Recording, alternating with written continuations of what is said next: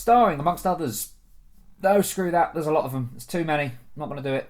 Directed by the Russo brothers, off of a script by Christopher Marcus and Stephen McFeely. This is my review for Avengers Infinity War.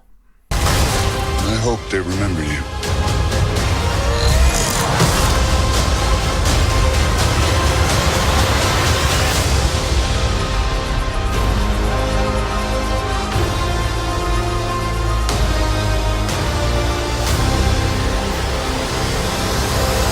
There's certain movies that are more difficult to review than others, and those are the films where you can't talk about anything that really happened in it because it would be a massive spoiler. That's the case with Avengers Infinity War. There's a lot in this that impacted how I felt about it overall that I can't just discuss with people who haven't seen the film. So I'm going to do a little spoiler bit at the end of this review. I'm not going to go into everything, but I'm going to go into something major. So, forewarning, once the score comes up, we'll be going into spoiler territory from that point onwards.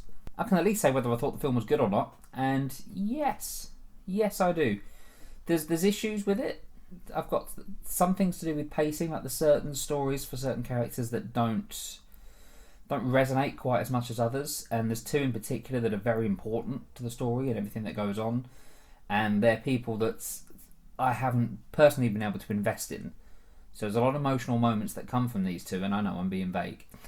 It just didn't land for me just because I didn't have any sort of attachment to them. So that was a problem. But other than that, and those two characters I'm talking about, it's nothing. It's not their fault. It's nothing to do with them personally. It's just the fact they haven't been given enough screen time, I don't think, in previous films. Almost every other character here is brilliant. Full credit to the writers and the Russo brothers who directed for being able to craft a film that's, slightly on the long side, although it doesn't feel it, that has this many major characters at play. Like almost everybody from the MCU that's still alive shows up in this film. There's some notable exceptions. I won't mention who they are, but there's people that don't appear that I expected to. But all those that do are all given moments to shine. They each have, even if it's just a scene, just one moment that just makes it their moment. Given how many people are here, that can't have been an easy thing to do. This is rammed with cast members, and I was honestly expecting a lot of them to fall by the wayside. Certain side characters from each individual movie don't get that much to do. Some of them are just even a scene, but I understand that. It's the major players here that need to be the focus, and they absolutely are. Perhaps the biggest focus, though, and it's almost his movie, is Thanos. The MCU has often had a villain problem. I've said it before that it doesn't really know how to do villains all that effectively. It's got better recently. I enjoyed Michael Keaton's character in Spider-Man Homecoming. I thought the villain in Black Panther was also awesome. But as a whole, I never expect the villains to be all that. But when it came to Infinity War and Thanos, they delivered. Josh Brolin gives a brilliant performance here. He's mocapped for a lot of it. It's very much CGI, Josh Brolin. But it doesn't matter because Thanos feels like a real person. He feels like a real being, and his goals and his motivations for doing what he's doing are certainly overblown, but because of the performance and because of the writing, I fully believe it. I believe in what he's doing. I don't agree with it, obviously. But I understand it, and that's a big thing for a villain, is to understand their motivations. And they do a brilliant job with Thanos here. And as I say, this is really his film. He weaves his way in and out of all the other storylines in this one, and it feels like we're following his journey a lot of the time. And that's appreciated, because I'd say a lot of the times the villains, they're almost an afterthought. To have this essentially be his film is a real step in the right direction, and it gives the whole thing a lot more gravitas. When these confrontations happen, when he runs into certain characters, it's a big deal because we've been given the time before this to get to know Thanos in the run-up to each of these events. This is a much more serious film for the MCU, but it's a testament to how good the MCU is, that it can be serious, it can feel serious, and it can definitely feel like the stakes. This doesn't feel like a movie where, this person's going to be fine. It just simply doesn't feel like that, but it doesn't forget the comedy either. There's some really funny moments in here, and a lot of them are from characters that you'd expect. Peter Parker's wild exuberance at life comes into play quite a lot, and again, Tom Holland's brilliant. Drax gets some fantastic one-liners, as does Chris Pratt. The characters who are Thor as well, and just a quick thing on Thor, this for me is the perfect balance of Thor. I really enjoyed Thor Ragnarok, but I found it leaned a bit too much on the comedy Thor and dropped the seriousness when it needed more of a hybrid of the two. This seems to have found that sweet spot in the middle. Thor is still very funny at times, but he's also somebody who's worn down by things that have happened to him, and there's a dramatic side to Thor here. I like that. It's the perfect balance. It's hard too to list any performances that are truly exceptional, because it doesn't feel like there's anybody here that's just putting in a half-hearted attempt. It feels like everybody is giving all that they can to make these performances the best they can be. If I had to pick somebody, it would probably be Robert Downey Jr. He's been the anchor of the Marvel Universe since, well, he started it all 10 years ago. A long time. And yeah, it's not necessarily that he gets more to do than anybody else here, but the material that he has, I think, is a little stronger than a lot of other people. And Robert Downey Jr. just goes for it. This is the best performance I think I've ever seen from him. But as much as I enjoyed Avengers Infinity War, I had some problems. I'm going to mention Thor again, because he is a big part of this film. In Avengers Age of Ultron, there was the plot of Thor going off and doing his own thing for a while. Remember, he had to go in that pool and just yell a lot. I can't remember what that was about. It was forgotten anyway, but there's a similar sort of thing that Thor goes through here. Like, he's off on his own adventure. He's not alone. He's got a couple of other characters with him, but yeah, it's frustrating to have Thor removed from everything else for quite as long as he is. So that's, again, one negative. The other thing as well is that the children of Thanos don't really come across as anything other than just CGI henchmen. And I understand why it was done that way. There's not enough time to set up another group of villains when Thanos is being done so well, and we've got all of these Avengers to deal with too, so I get why they're a little bit underutilised. But yeah, it would have been nice for them to be a little bit more than just, here's the next enemy we've got to take down, and that's very much what they feel like. Let's talk about the ending, just in a non-spoiler way at the moment. There'll be people, I think, that will be unsatisfied with how this wraps up. It's not a neat ending. It doesn't wrap up the story with a bow. When this was called Infinity War Part 1 and 4 was going to be called Part 2, I'm not really sure why they've changed that name, because it still feels like that. It still feels like we're leaving in the middle of a story rather than at the end of one. For me personally, I don't mind that. I expected it. I didn't think that this would just be all wrapped up. I expected a cliffhanger of some sort.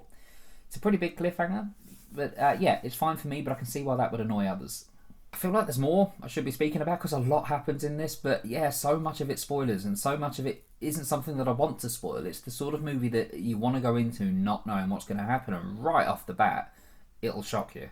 Like, as soon as it starts, you'll be like, okay, this film means business, and yeah, it shows it. It shows that it's not afraid to pull any punches. I'm going to give Avengers Infinity War an 8 out of 10. I don't know where I'd place it in the overall MCU ranking.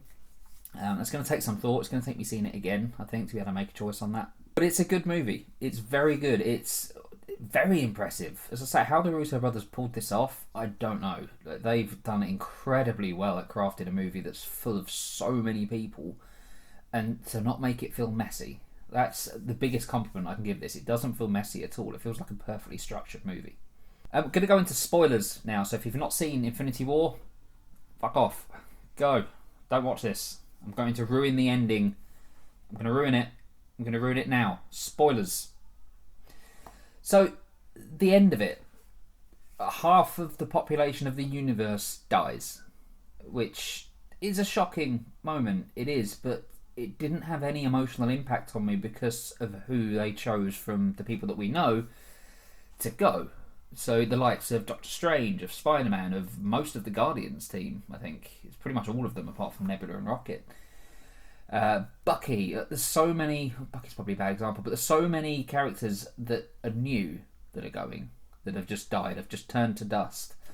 And it was Bucky who died first, and I was like, wow, okay, I don't know how he died, but I wasn't expecting that. But then when sort of Peter Parker and all these people fell as well, yeah, it didn't have any kind of impact on me at all, because I knew that they're not going to kill these characters off. If it would have been the reverse, if it would have been Tony Stark, Captain America, if Thor, if those characters had died, then I would have been like, shit, they've they've killed a lot of people, but I don't believe it's going to stick. Nobody believes it's going to stick. Spider-Man 2, Spider-Man Homecoming 2, or whatever it's called, is coming.